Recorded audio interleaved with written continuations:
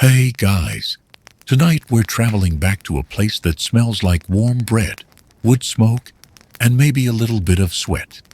You're about to become a baker in a medieval town. Congratulations, I guess.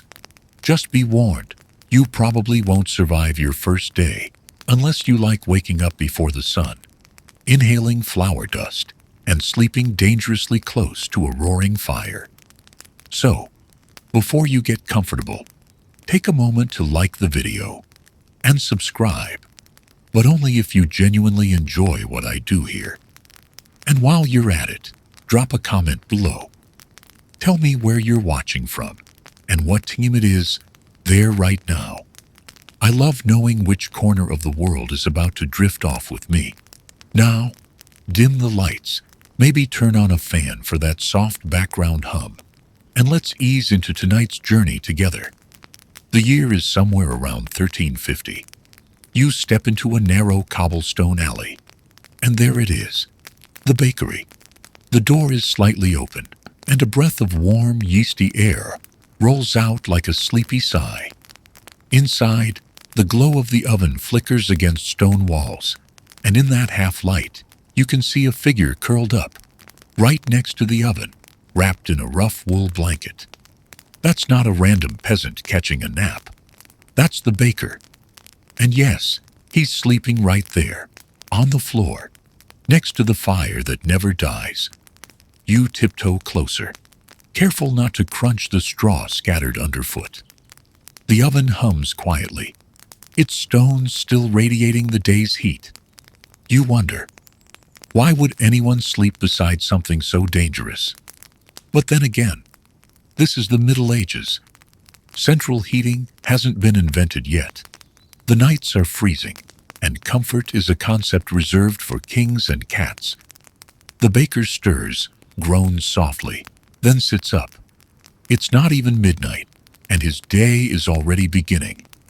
He pulls on a soot-stained apron, stretches his arms, and checks the fire. You realize quickly that in this world, sleep is not an 8-hour luxury. It's more like a negotiation with exhaustion. Outside, the rest of the town is silent. No street lamps, just moonlight bouncing off rooftops. The only sounds are distant dogs and the faint crackle of firewood. Inside the bakery, though, everything is alive.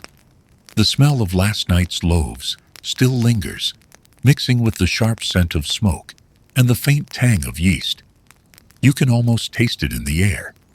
The baker tosses a few logs into the oven, testing the temperature not with a thermometer.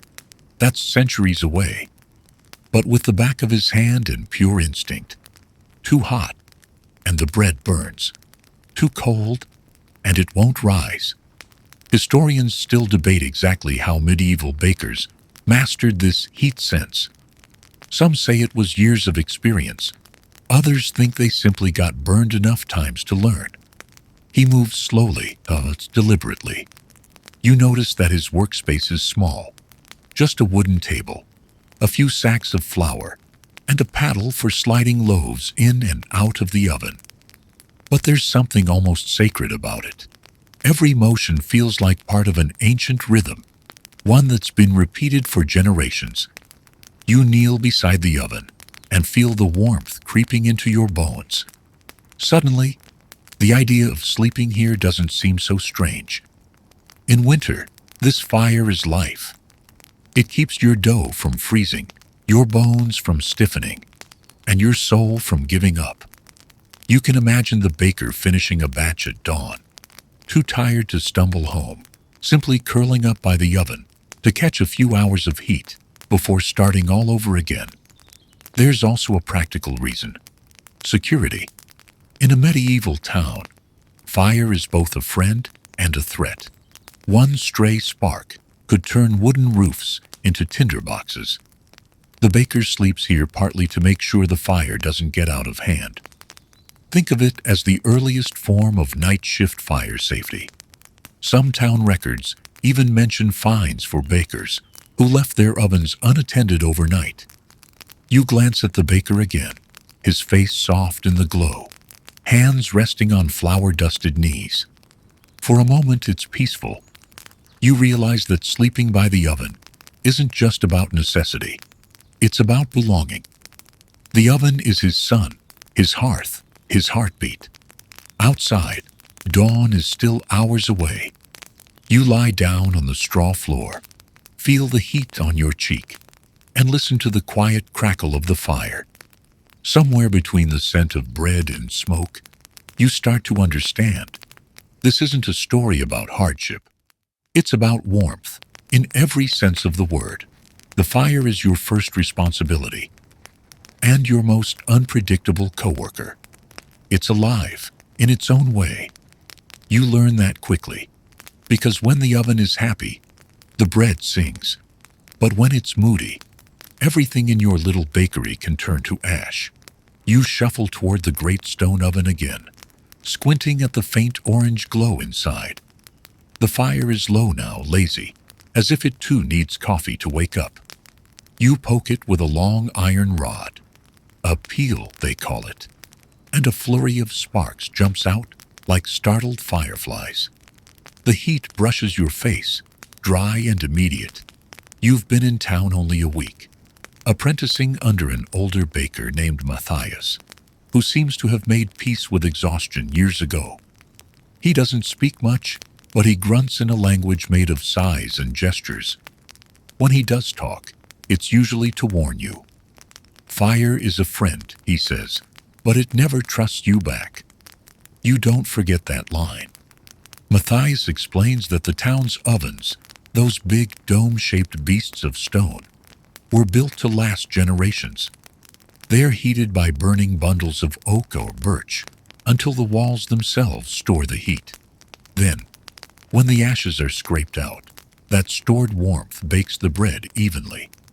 It's simple, brilliant, and terrifyingly easy to ruin. You notice how he tests the temperature. He throws in a handful of flour.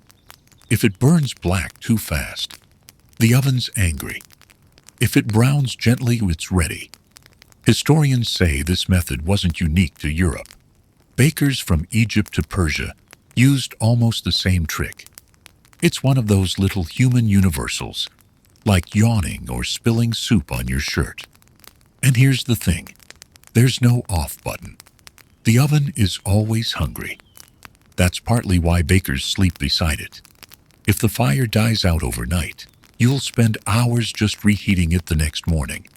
And that means the town won't have bread for breakfast. No bread means no market, no gossip, no reason to wake up.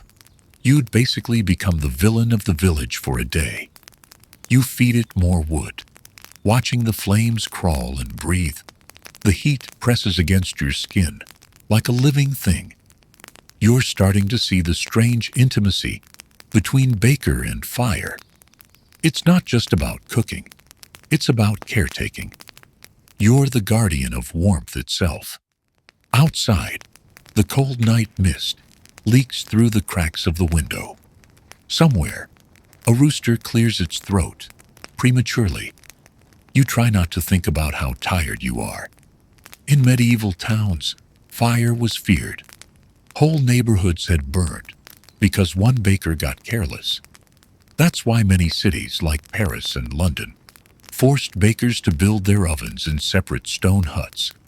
Safety first. In a world with no insurance. Matthias once told you about a baker in Rouen whose oven caught fire and spread to a church. The poor man was fined, exiled, and, depending on which historian you ask, either banned from baking or forced to rebuild the church roof himself. No one seems to agree on the details, but everyone agrees on the moral. Never turn your back on fire. You start to understand why your mentor sleeps here. The oven gives warmth, yes, but it's also a constant responsibility. A sleeping baker isn't really asleep. One ear is always open, listening for the shift in the fire's breath. You wipe sweat from your neck, realizing that, in some way, the fire also shapes who you are. It burns away vanity, laziness, even comfort. It leaves only the essentials, patience, timing, and maybe a touch of soot that never quite washes off. You catch yourself smiling. Maybe you're becoming a baker after all. Matthias shuffles by, glances at your fire, and nods once. That's the highest praise you'll get tonight. He drops onto a stool, leans back, and mutters, "Keep it breathing." Then he closes his eyes. The room is silent, except for the soft crackle and the occasional sigh of wood collapsing into embers. You realize that, for the first time, you're alone with the fire, and it doesn't seem so threatening anymore. It just glows, steady and patient, like an old friend you didn't know you needed. The night never really ends for a medieval baker. It just fades from black to gray. You wake up before the first bird, before even the church bell dares to think about ringing. The air is cold and smells faintly of smoke, and for a moment you forget what century you're in. Then you stretch, feel straw under your back, and the sound of a wooden paddle scraping the oven floor brings you back to reality. This is the rhythm now. Your nights belong to the bread. While the rest of the town dreams, you're already elbow deep in flour, creating breakfast for people who won't ever know your name. It's strange, isn't it? You're both invisible and essential. You knead the dough slowly, pushing and folding, with a steady rhythm that could almost be music. In fact, some towns had bakers who hummed in unison while working, turning the dark hours into something almost ceremonial.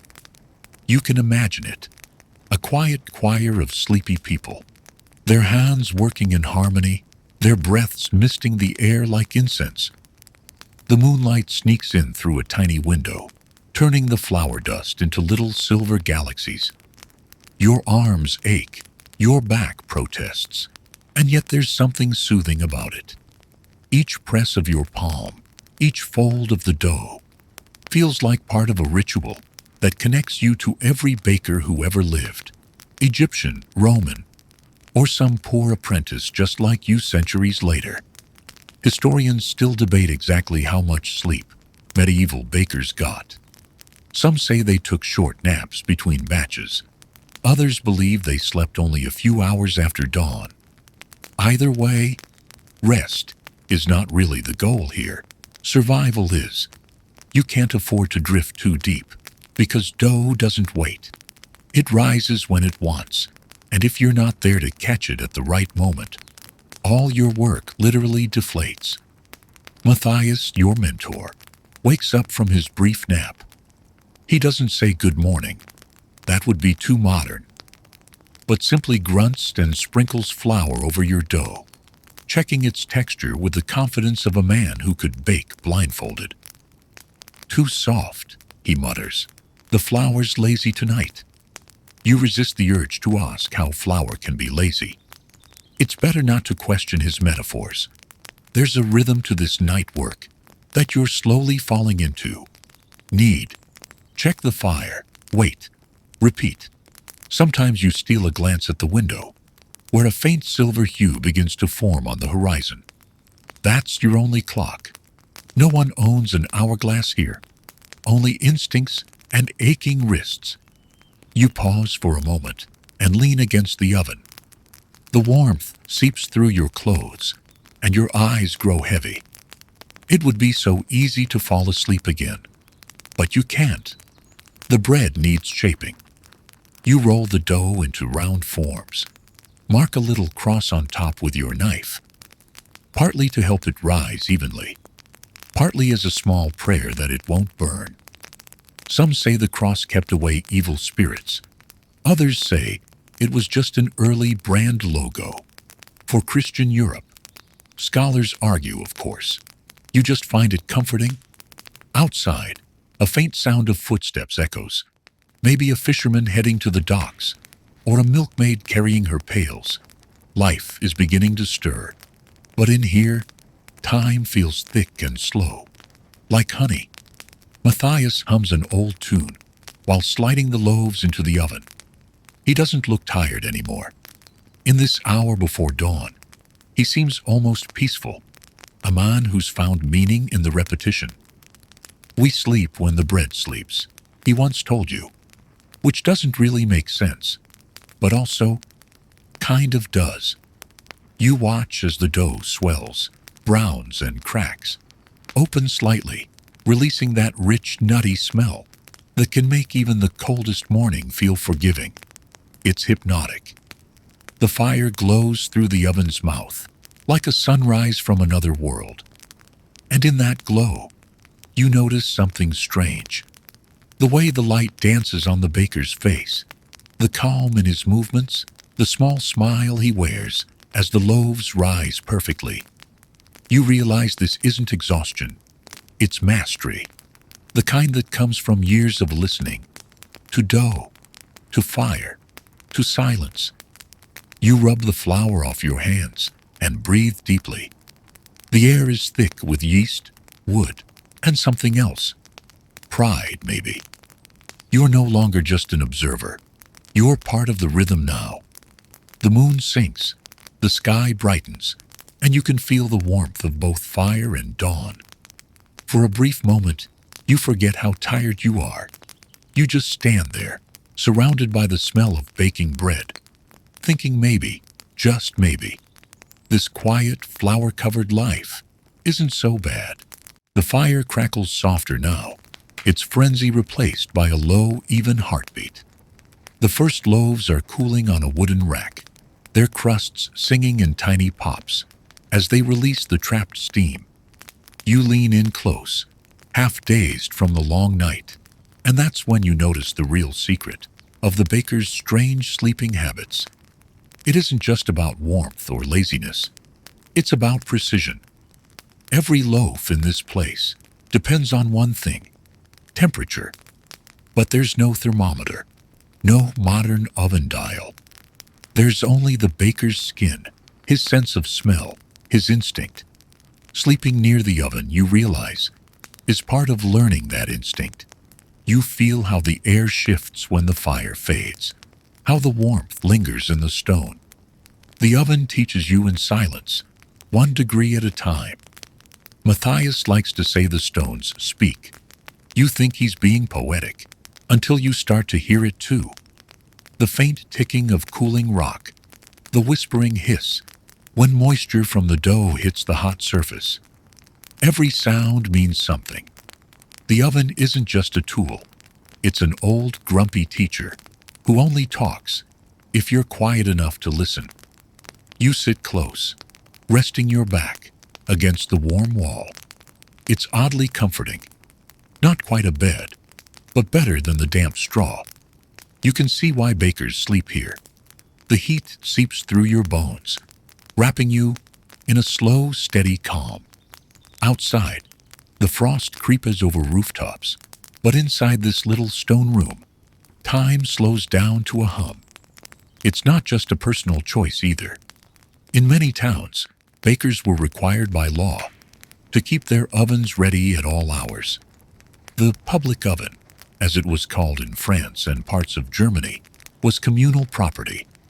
Villagers brought their own dough to bake, and the baker's job was to keep the fire alive, day and night. So yes, he slept here, because someone had to. You reach for another log, feeding the embers like a pet that never stops eating. The glow reflects in your eyes. You're beginning to sense what historians mean when they describe medieval baking as both craft and endurance test. The baker's bed is a pile of straw beside the flames. Not romantic, not tragic, just practical. And then there's the dough itself. It's moody. Some days it rises too fast. Some days it sulks and stays flat. Temperature plays a cruel game with it. Too cold, and you wake up to dead dough. Too hot, and it collapses into a sad, sticky mess. So you learn to feel the air, to sleep where the dough sleeps, to live where the heat lives. You run your hand along the stone, warm but not burning. The air here is different, dry, earthy, filled with the faint sweetness of baked grain. You think about how the baker's body must adapt to this environment over the years. Skin toughened, lungs seasoned by flour dust, a heartbeat synced to the oven's rhythm. And it's not just your imagination. Modern researchers who study medieval trades actually found traces of flour in the bones of bakers excavated from old towns. Their lungs bore the marks of decades spent in smoky, dusty air. The oven left its signature inside them, like a quiet tattoo. Matthias shuffles over, holding 2 mugs of something that might be ale or yesterday's water. You're not sure. You'll get used to the warmth, he says, passing you one. In winter, it's the only thing that loves you back. You laugh, though it comes out as a cough. He's not wrong. The oven's heat feels almost affectionate now, steady and loyal. It's a living hearth, one that keeps you company when the rest of the world is asleep. Outside, the roosters start to cry again, this time for real. You know what that means. Soon the townsfolk will wake and follow the smell of bread like sleepwalkers. You close your eyes for a moment, letting the oven's breath wash over you. You think about how strange it is, this of labor, science, and quiet devotion. You're not baking just for money or survival. You're keeping something ancient alive. The same ritual that fed kings and peasants, soldiers and saints. You take one more sip of warm, questionable ale and set it down. The fire flares, lighting up the room in orange and gold. You smile to yourself. Maybe sleeping by the oven isn't weird after all. Maybe it's the most human thing there is. To stay close to what gives you warmth, even if it might burn you. Morning has finally arrived. Though here in the bakery, it doesn't feel like a new day, so much as a quiet continuation of the night. You've lost track of hours, but you know it's morning because the first knocks are at the door. A child's voice calls out for bread, coins clinking in a little pouch. You wipe your hands on your apron and realize your night's work is about to turn into everyone else's breakfast. Matthias opens the door, letting in a sliver of pale sunlight. Outside, the narrow street is waking. Blacksmiths stretching, milkmaids yawning, a stray dog already sniffing for crumbs. Inside, the air is thick with the smell of fresh loaves cooling on wooden boards. Each one looks almost identical. But here's a fun detail you probably didn't know. In many medieval towns, bakers were legally required to stamp their bread with a mark, like an edible signature. That way, if someone complained about underweight loaves or burnt crusts, the authorities knew exactly who to blame. You find your mark carved into a wooden stamp.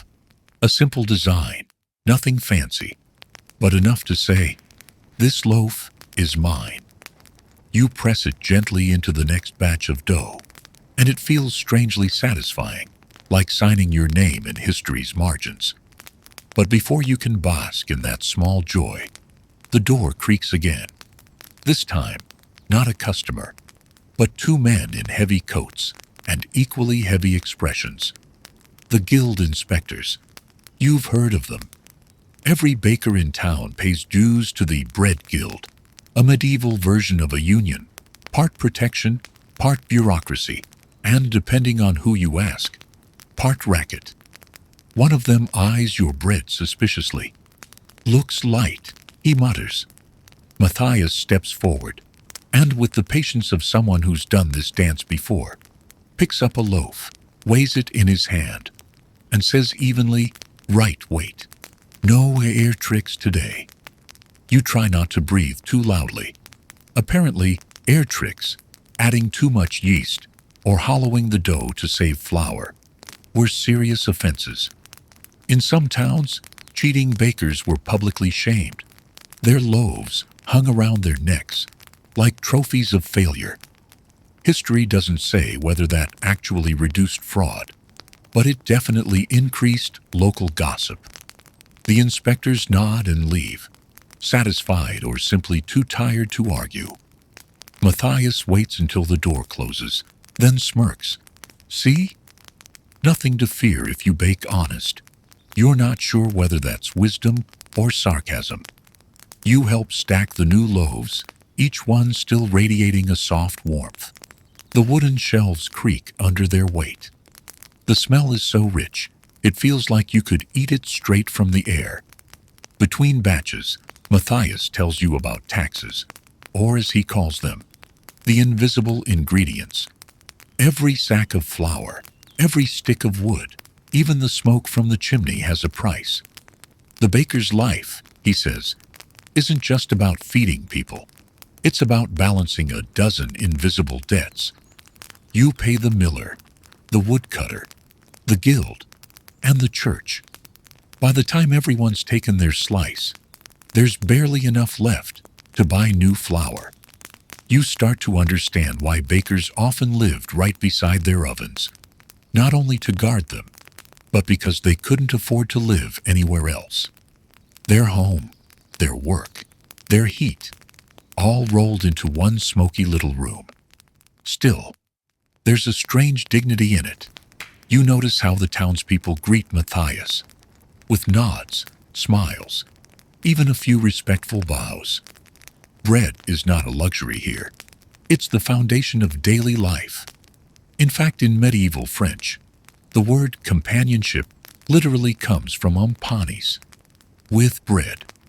To break bread with someone was to share life itself. You hand a loaf to an old woman who presses 2 copper coins into your palm. Her hands tremble, but her eyes are warm.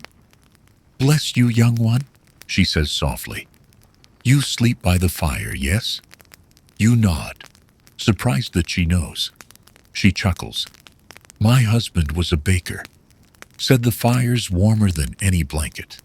Never wanted a bed after that." You laugh too, realizing she means it. There's pride in her voice, the kind that doesn't come from wealth, but from usefulness, from knowing that what you make feeds everyone around you. Outside, the bell tolls for morning mass. People begin queuing up, baskets in hand, ready for the day's bread. The smell of the bakery drifts through the streets like an invisible invitation. You glance at the oven, still glowing faintly, its coals whispering, "I'm not done yet." Matthias pats your shoulder. "You did well," he says, almost gently. "Get some rest." You look at the oven again, the straw bed beside it, still warm from the night before. You can already feel your eyes growing heavy. There's no point going home. This is home enough. You lie down once more beside the fire, feeling the heartbeat of the stones beneath you. The morning noise fades into a soft hum. The town is alive now, eating the bread you made while they slept. And you, the sleepy baker by the fire,